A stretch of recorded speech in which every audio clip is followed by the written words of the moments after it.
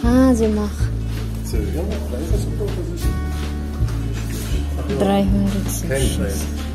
Ang mahal dito dyan. Ito yung mall nila. Sa loob ng ano. Damin lang 925 oh. Laki din ng ano pala nila dito. Kasagaran mga tipis.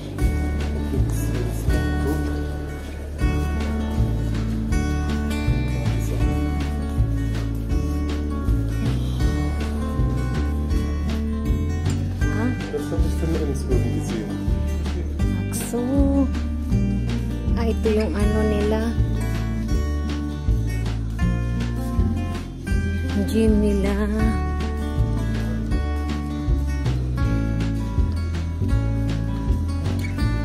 Walang nag-gym, umaga lang. Yung gym nila, meron din silang bar. Yan, nagpatimpla siya.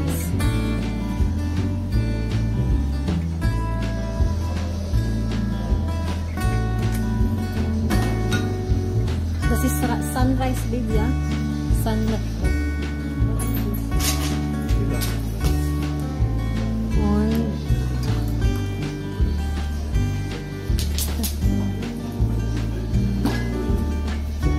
May ice pa nilagay. So, nilagyan pa nila ng mga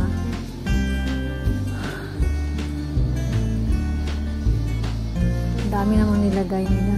Mga alcohol din.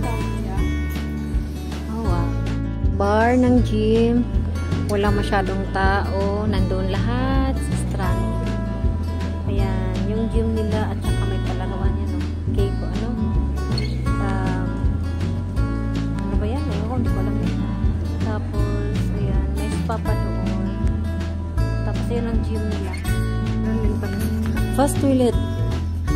Look at that. Ayan, ito na yung ano nila. Hamburger. Meron din silang hamburger.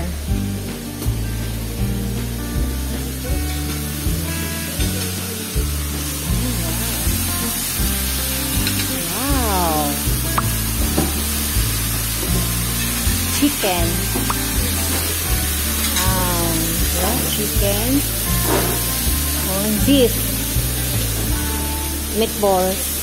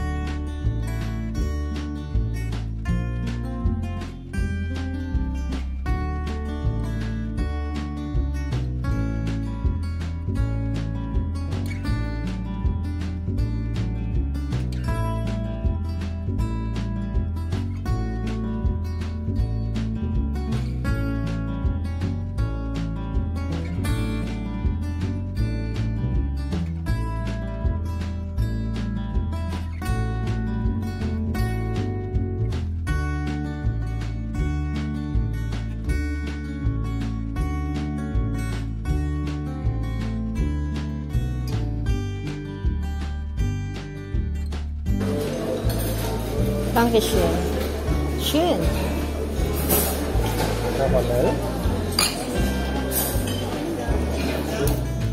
Ayan, ice cream daw ito, ice cream. So, Turkish ice cream. Medyo lasing. Ich bin noch betrunken. Ayan na. Ayan. Tikman natin.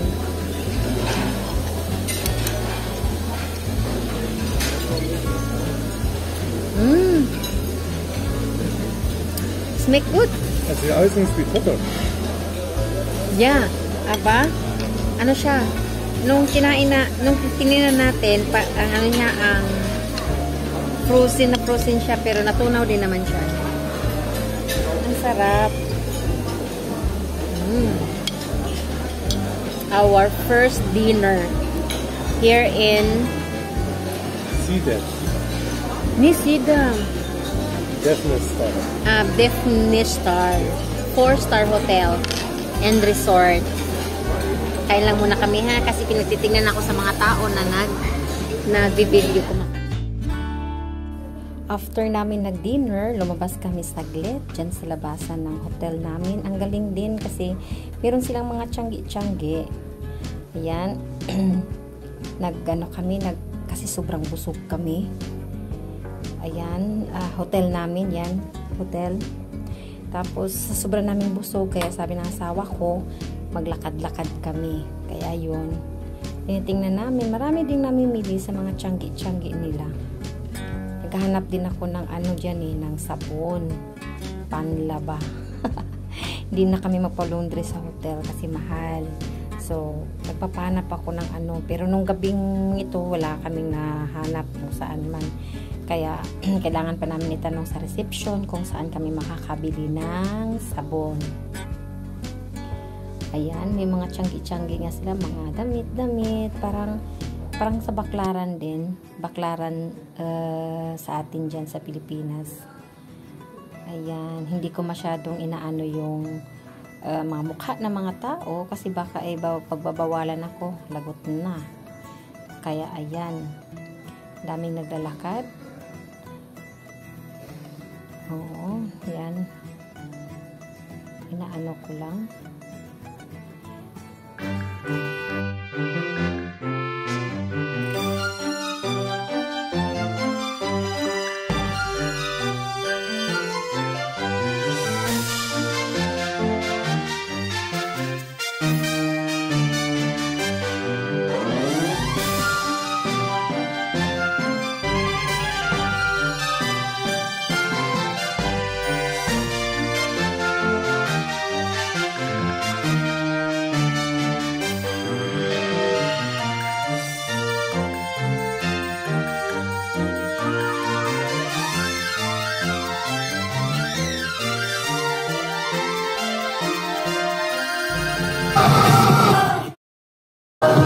No love.